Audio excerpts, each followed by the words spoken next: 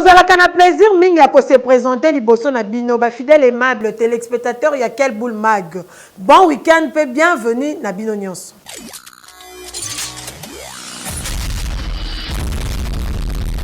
Tikato font l'édition Mokola lelo pona ko sabino ke 43e conseil de ministre Salemaki Nini Lobama ki na kati Jules Tumba pesa biso ba détail.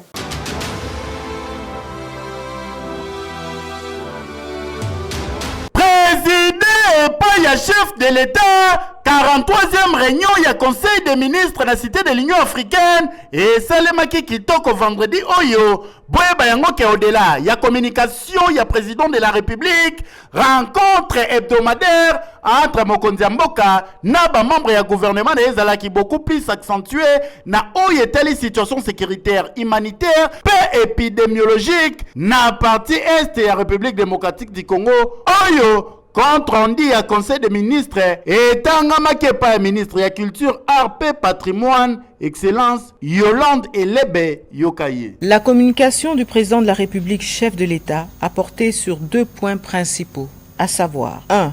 De la reprise des missions d'itinérance dans les différentes provinces. Le président de la République a rappelé que c'est depuis le mois d'octobre 2024 qu'il a entamé une série de visites d'itinérance à travers l'ensemble du territoire national. Ces visites effectuées dans les provinces de la Chopo, du Haut-Katanga, du Haut-Lomami, du Tanganyika, du Haut-Ouélé, du Bas-Ouélé, ainsi que dans l'espace Grand Kasaï, lui ont permis une fois de plus de toucher du doigt les réalités du Congo profond. Elles ont constitué une occasion privilégiée de se rapprocher de nos populations, d'écouter leurs doléances et de prendre les mesures nécessaires et urgentes en rapport notamment avec la sécurité des personnes et de leurs biens, la porosité de certaines frontières et le sous-effectif des forces armées et de la police nationale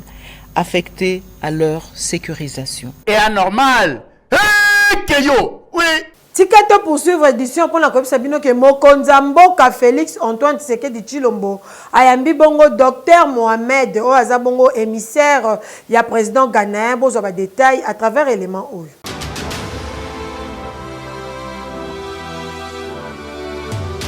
Mokonzi Mboka Félix Antoine Tshisekedi Tshilombo Fachi Beton ayambaki mokolo vendredi 9 mai 2025 na cité ya Union africaine Docteur Mohamed Oazali bongo émissaire ya président ghanéen John Dramani Mahama oyo bayaki elongo ko présenter ye candidat ya Ghana na poste ya secrétaire général ya ONU Tourisme pour la période ya 2026-2029. Kasi esengeli koyeba que seul candidat africain soutenu par Union africaine a précisé ki bongo na Docteur Mohamed a rassuré bango pe a promettre soutien total ya République démocratique du Congo pour que Afrique ait occupé position pour la première fois. Yoka communication. Nous avons, n'est-ce pas, un candidat africain qui est appuyé par Union africaine.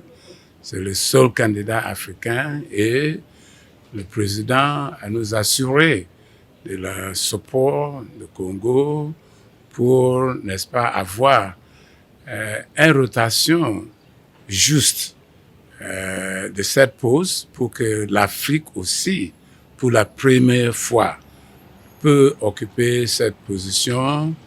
Et pourquoi? Parce que aujourd'hui, le tourisme a devenu un atout de développement, de création d'emplois.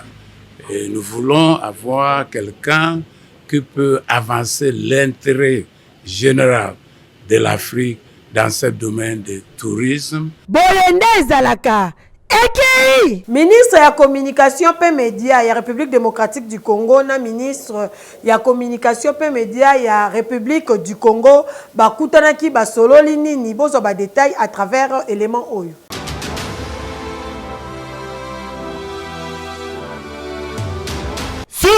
Invitation ya ministre ya communication et média Patrick Mouya ya Katembwe de homologue na ye ya République populaire du Congo, ministre ya communication et média Thierry Mungala a commis na RDC oyo akotelaki na nzela ya Beach Ngobila. Aussitôt kokoma na RDC, alobelaki ba raison oyo esalika aya awa et surtout oyo poussé homologue na ye a invité ye pour na koya kosolola mingi na o etali ba relation bilatérale entre les deux pays oyo ezali na ba capitale le plus rapproché du monde. Yoka ministre Thierry Mungala awa ndenge nini expliquer. Alors je suis venu sur invitation de mon homologue et frère, le ministre Mouyaya, et je vais participer à une conférence au cours de laquelle seront évoquées les questions qui sont en réalité des questions d'intérêt commun.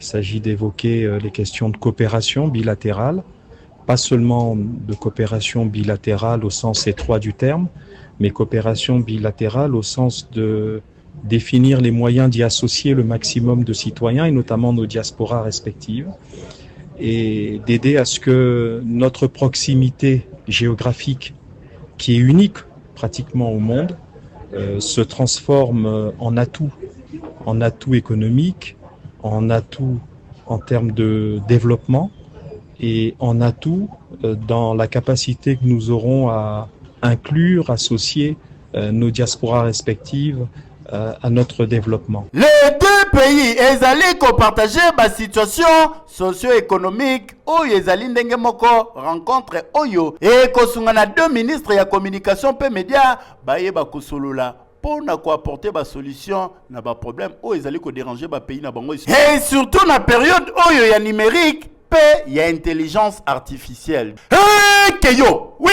FOGEC na FPI basignaki bongo protocole d'accord pour na ko soutenir ba jeunes entrepreneurs bozo ba détail na reportage oyo.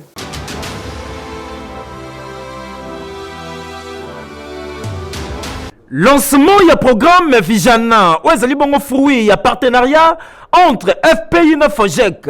Désormais, ba jeunes entrepreneurs congolais ba komi bongo éligible na crédit ya FPI ou ezali bongo établissement public. Oyo et ko banda bongo ka accordé crédit ya $50,000 s'il vous plaît. Na ba jeunes entrepreneurs congolais pe batu oyo bazali bongo na projet industriel. Et sengeli ko yebake montant ou ezali opportunité pour na ba jeunes entrepreneurs congolais ba profiter na yango. Et surtout que montant wana et tikala jamais kozala. Les lots tozali koloba boye na souci ya ko soutenir pe koluka solution na ba jeune entrepreneur ndebondi menanga FPI elongo na fonds de garantie de l'entrepreneuriat au Congo otobengi FOGEC en sigle ba signé ka bamba kata na protocole d'accord oyo esalama kibongo awa na kati ya ministère industriel des institutions oyo ba yokani pona ko permettre na ba jeune entrepreneur congolais ba banda ko obtenir bongo ba crédit na FPI avec garantie ya FOGEC. Simba peye beke partenariat oyo babengi yango Vijana oyo elingi koloba bongo na Swahili les jeunes. Cérémonie salamaki na présence ya ministre Titel Louis Watoum Kabamba pe secrétaire général et industriel pe plusieurs mandataires publics bazalaki na kati wana. FPI désormais zali bongo ko examiner ba projet pour na koluka ko financer pe ko faciliter ba jeune entrepreneur ya République démocratique du Congo. Bon, sommairement, c'est donner l'accès au public, c'est-à-dire au petit peuple, ceux qui n'ont pas de moyens de participer au crédit des affaires, de faire partie de cette catégorie et d'améliorer en tout cas le pouvoir d'achat de la population. C'est comme Monsieur le DG l'a si bien dit, hein.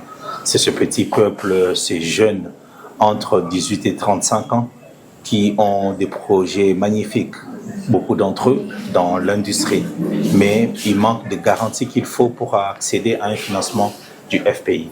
Et aujourd'hui, deux institutions publiques que nous sommes, on a discuté, échangé, compris qu'ensemble on peut faire une synergie pour que l'action publique puisse accompagner ces jeunes-là à accéder au financement de leurs projets. Boyende zalaka mboka ekendaka liboso boye. Hekeyo! Population ya Yumbi na Maindombe ba félicité honorable Nima Pelé na onyo swasali bolanda.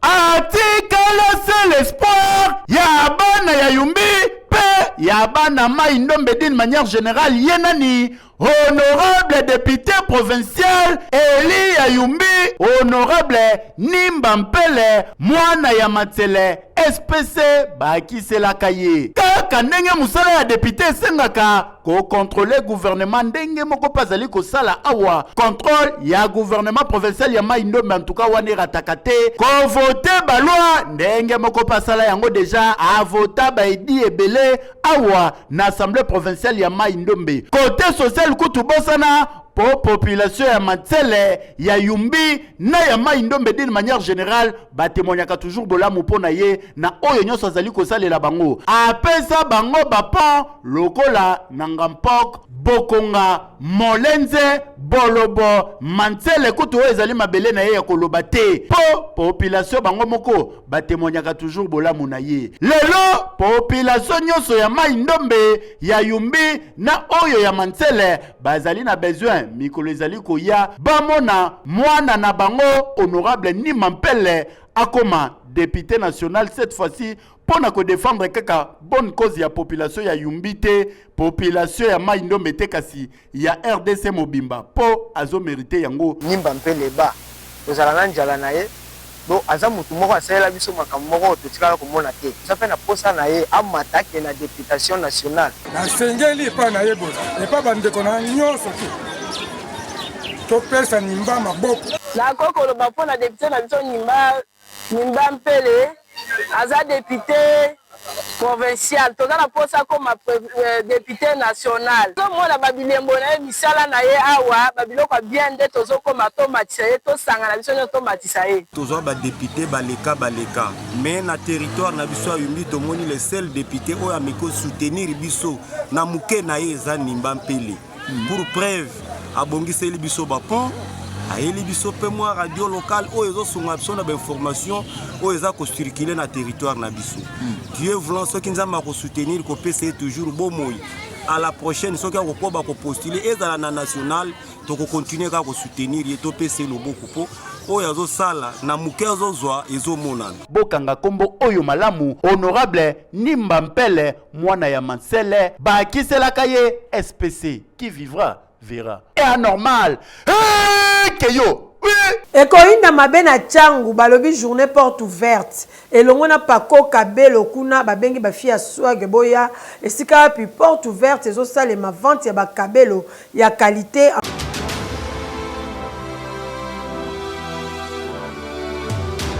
elobango bozelaki elobango bozelaki mama ya changu mama ya changu bafioyo babwakama lelo tozali koloba boye changu ekoningana ye mokolo ya le 12 mai 2025 awa na masina place abondimela ngai mpo na ouverture ya pako kapelo awa na kati ya changu bafioyo babwakama batantino batimbela rendez-vous sase moko mokolo ya le 12 mai awa na masina plaza bino bagrossiste to mpe badetaillant pako kapelo asope masolo e mpo na bana nyonso ya changu mpo boya ekoyinda mpona koinforme bino ke bamama ya changu inauguration ya musulu akompanye na promotion ya kafu eza na place ya kobunga ti toza na quartier 1 Masina Plaza bamama date tozelaki ya oyo oyebele 12 occasion à ne pas rater awa na Masina Plaza quartier 1 en face ya Planète J obwaki misu na ngambu oza mobimbo yo wapi bana njile bana kimbancheke ebongo bana masina na bana maluku changu ekoyinda mokolo le 12 mai awa na ngonga ya 6h ngingo baporte kozala deja kofungwama boya po turoyo eza ya bino kabelo nyonso koluka okokuta yango awa ata oyo tandinga zongela engaye le 12 balobi bana nyonso ya changu rendez-vous za semoko awa na Masina Plaza hekeyo na période de banvula oyo bondimelanga ke mai est débordé et dévié bongo passerelle na quartier Iradi kuna na Selembao bozo ba détail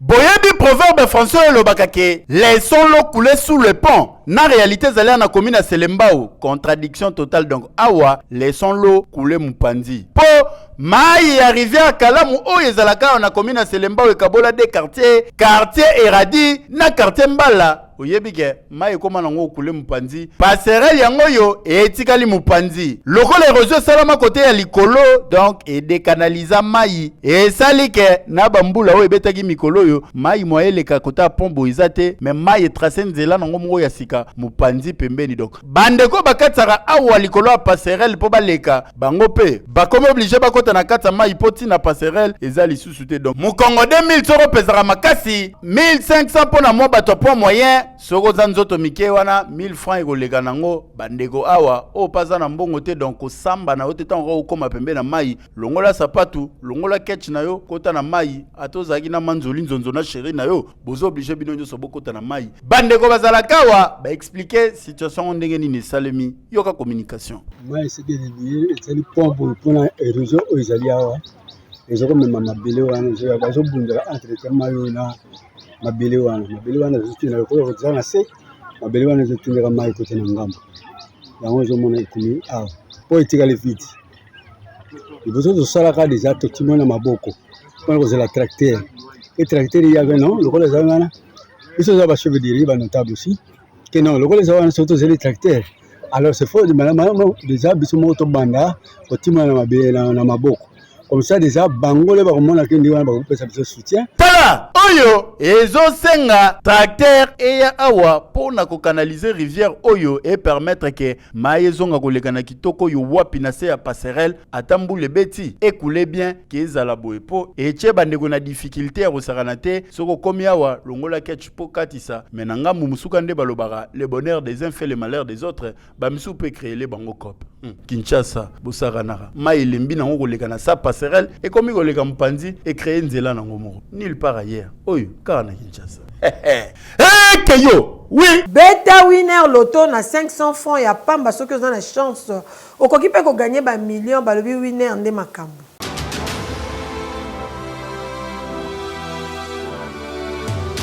winner.bet présente winner loto Tini wana boso beta winner. Bonsoir à tous, on est samedi 10 mai 2025 et les tirages que j'ai l'honneur de vous présenter affichent un jackpot Win 4 de 10 545 000 francs congolais, mais aussi 32 548 000 francs congolais. Le Win 4 est double. Pour les gagner, vous connaissez la condition. Il fallait choisir 4 bons numéros sur vos tickets. L'avez-vous fait? Si oui, nous passons au tirage et bonne chance à tous. Ceci est un tirage qui se déroule sous les vigilants d'un huissier de justice, des officiels venant d'auto, mais aussi d'un public témoin. D'entrée de jeu, on accueille le 10. Notre premier bon numéro. Et le deuxième bon numéro à présent. Le 47. Le troisième bon numéro de la soirée. Madame, monsieur, voilà arrivé le 24. Et le quatrième et dernier bon numéro. Accueillons le 25. Je récapitule. Sur vos tickets, il fallait trouver le 10, le 47, le 24, mais aussi le 25. Avez-vous trouvé cette combinaison depuis chez vous? Si oui, je dis félicitations, sinon avec plaisir. Je vous retrouve prochainement. Bonne fin de semaine à tous. Au revoir. Bandeko ya Kinshasa qui a mona bango basali bongo jeu concours na ba étudiant ya INBT.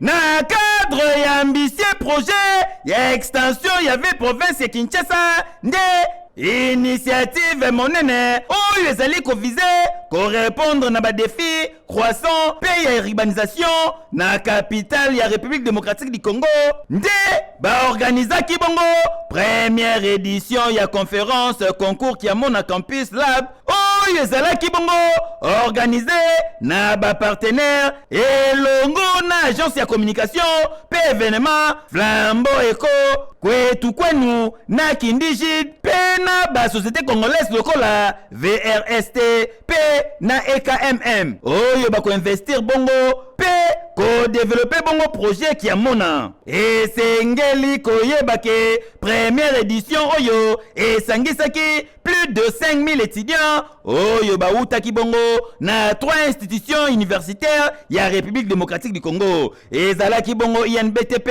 ISAU, pe Académie des Beaux-Arts. Kasi na kati ya événement oyo, conférence monene salemaki na ba personnalité ya ndenge na ndenge.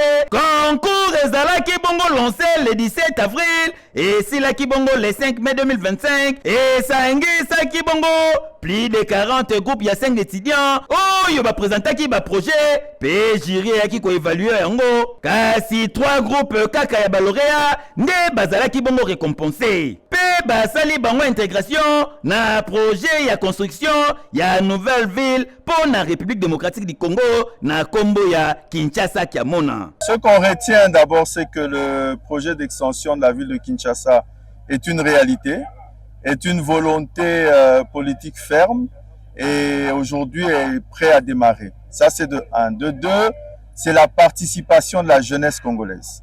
Voilà ce qui est marquant dans la journée d'aujourd'hui.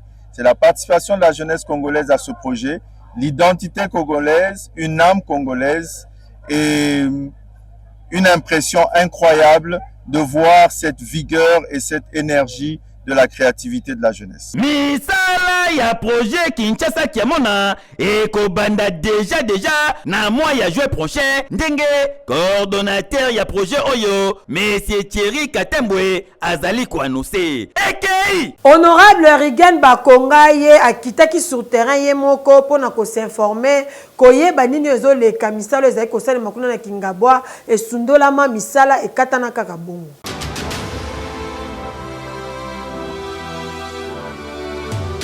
Honorable Rigeno Bakonga akitaki awa na siège national na bango ya ARB pona kosolola na base na ye ya Kingabwa. Asololi na bango sur 2 points. Point ya liboso ezalaki bongo koyeba ndenge nini bazo fonctionner pe ba santé na bango. Après wana deuxième point ezalaki bongo likambo etali nzela ya kulumba oyo misala ekatana. Après ba présentaki ye ba comité nyonso ya ARB nde honorable na motema monene o azalaka na yango apesi na chaque base 2 millions de francs congolais oyo ezali bongo frais fonctionnement pona musala etambola malamu na kolongwa na bango wana bakitaki inde kaka ndenge bozali komona boye na base na ye mobimba ya les amis de Rigen Bakonga kotala misala ya nzela oyo ekatana na avenue Kulumba Mino Congo Koet pe baveni mususu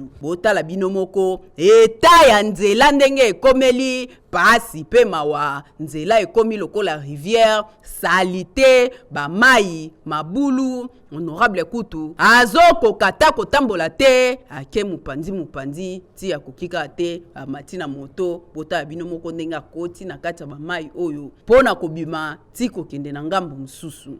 Asukaki wana te atamboli partout na banzela wana nyonso oyo balansaki misala na Kingabwa 2 ans déjà eleki kasi misala ezosala malisusu te. Entreprise oyo bandai kosala awa bango bakatani na bango ezosenga ba moyen po ba continuer misala boyoka ye moko ndenge expliquer. Lelo tozali bloqué Kingabwa eza isusu na accès moko te nzela nyonso mai na mai yango nga nakoko vandaka jamais na bureau na ngai climatisé pe peuple na nga bazalaka na passe nalobi il faut natambola na rappeler ministre ya finance ke na mesa na ye ministre ya ITPR a déposé déjà tobengi état de somme mongo pona ebima esilisa e achever misala oyo ya banzela ya Kingabwa.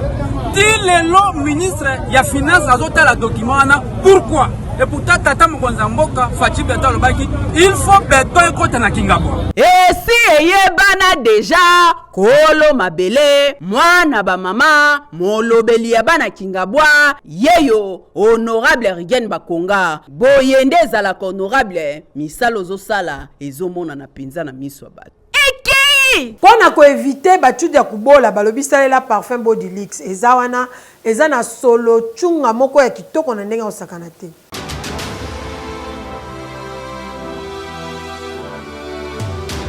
na mokolo ya lelo ekoyinda mabe na bagami ya baparfum Scala na Bodilux. Lelo kozala bien parfumé ezwi bakombo. Eye yango yeye bondime na ngai vraiment na Kinshasa, vraiment na ya République démocratique du Congo. Batantino ya babuwa kama banoko ya swaga olati kitoko yo wapi na batalio na nzelo legibwe chudi ya kubola. Évitez solo ya mabe solo ya ngai na nzoto. Lelo tozali koloba boye bagame ya parfum. Oh yeye kopesa solo ya kitoko oleki batu batie wow. C'est du wow.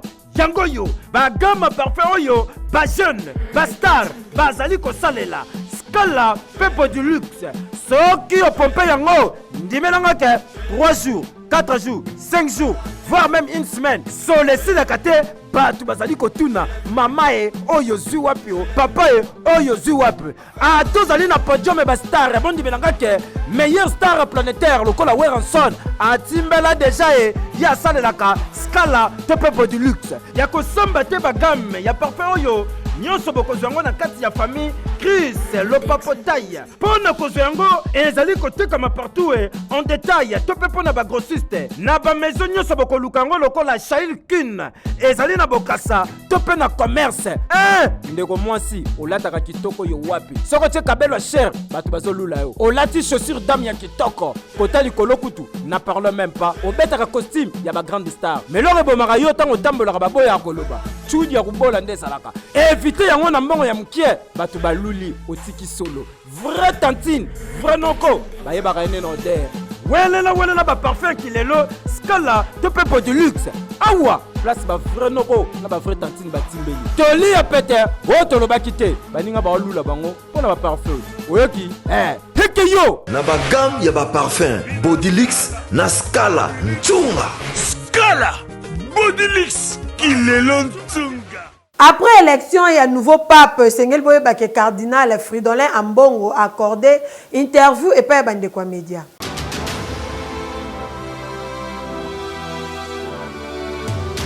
Azalaki parmi les candidats au presse internationale et le Belaki Mingi qui a coquille kozala le premier pape noir né cardinal Fridolin Ambongo bondi melangai nzambe pa la rata salama kamna ndenge na ye vote salama rate et salami tola mugabwe mutumsu sabimi ne salike papa sango cardinal Fridolin Ambongo a réagir na micro ba conférence na biso pona kotel sake nyonso ba bandaloba ezanango makambu na bango o papa 3 kozala asiatique o papa 3 kozala africain nzoka nzambe déjà pona ki pape na kala yoke lokoyo à écouter les réseaux sociaux et les journaux, mais naturellement, ça aurait été impossible ou très difficile d'avoir un pape venant des États-Unis. J'ai même entendu des Américains dire la même chose. Non, ce n'est pas possible. Il y en a qui disaient aussi, mais l'heure est venue pour l'Afrique, l'heure est venue pour l'Asie. Mais mon expérience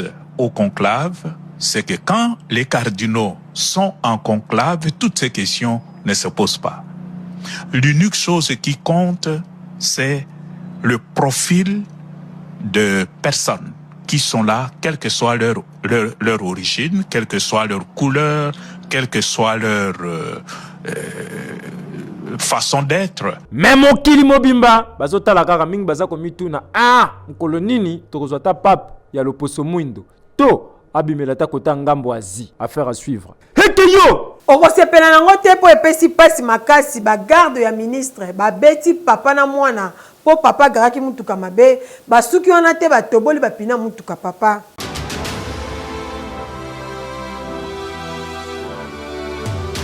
Image oyo ozali komona ezali kopesa pasi ezali bongo papa oyo bozali komona azali maître avocat amemi mwana na ye atangaka na Fatima na maternelle s'il vous plaît abandaki kokende kotika ye na classe landa lisolo selon d'information tozwi sur place papa azali victime ya trafic d'influence ya bapolicier oyo bazali bagarde du corps ya ministre Bestine Kazadi tozali bongo na avenue Colonel Ebeya na commune ya Gombe papa na tongo wana na mutuka na ye oyo ya grise azo pusana mpona kokotisa mwana na classe akomi liboso ya résidence ya ministre Bestine Kazadi atelemi asenga bango aparke po akotisa mwana na classe lokola aza na retard. Bapolisier mbala moko babima wana bino moko boyebi policier ya Kinshasa soki azali na garde mokonzi ndenge bakomaka koleka kutu na bakonzi ayemba mo di messieurs pousa mutuka no kuna di messieurs gifle pas papa lobina sali nini di messieurs hotel maliboso mpongo mokonzi leka papa nakotisa mwana na classe zelo zomona babanda kotobola bapina mutuka o nde bozali komona 4 pine mokoka mupepe bimarate bimi evai na mabele wo papa tali bwa bibi nako supporter ote nde akita ye kovanda na mabele alobi bino bokomona nakosie tapona mutuka na ngai nakosie tapona bapina mutuka na ngai population ya Kinshasa bino moko boyebi bato pene batikaka bongo te nde baye elupalala mbala moko makelele ti na mato ya ministre wo abimi atala boye akuti bagarde na ye deja bato boli bapina mutuka batu azuna papa na mwana na ye bakoti na kata lupangu bakende po afuta bapina batu yoka communication ya batémoin moni meta avocat ye awasili bapolisier na aparke mutuka mpona azalaki na retard mpona kotika mwana na ekole bapolisier na moko babando amenase ye komenase wana babando beta ye nano babando beta ye babeti na mwana apres babando tobola ye bapina mwana. En tout cas ezali ba acte oyo ba policier o bazala na garde bakonzi bakomaka na yango ezali kopesa pasi mikoleleki tolakisaki bino ndenge bagarde o baprotegeaka bongo premier ministre babetaka kabeya cadavere akufa procès eza en cours kasi dossier wana etei nango ba oyo te bango lisusu baye kotobola bapine ya papa batu bagarde bozaka boye po anini Page rose en édition Mokola Lelo Tikato souhaité joyeux anniversaire na papa Roger Die Ibalobi abaksi une année de plus longue vie que du bonheur na yo papa Roger Die.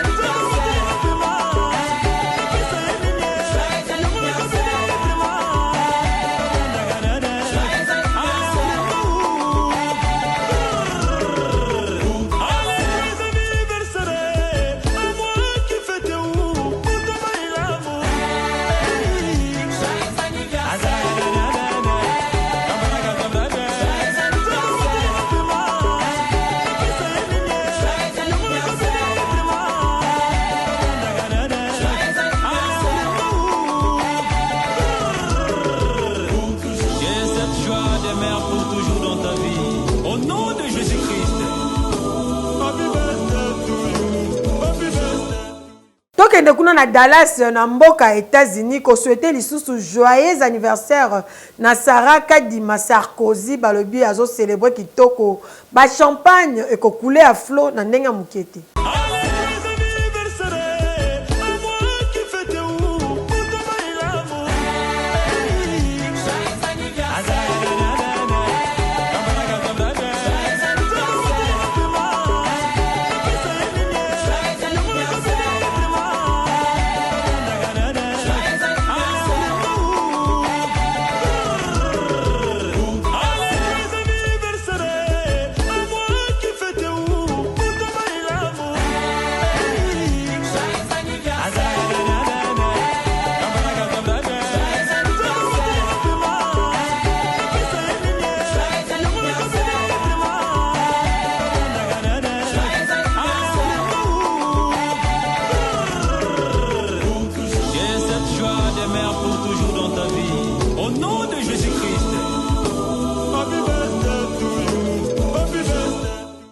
Voilà quel boule mag Mokola Lelo et comme na suka. Topesi merci na Selio Muyo qui azala ki wana pona ko kamba édition qui toko tobosani pété les valables trésors toussé au motema ya Mama Paradis. Tikato souhaité joyeux anniversaire na maître trésor Tombo que du bonheur na yo bande ko batali tokutani très prochainement kaka na même plaisir ya ko servir bino botika la malamu.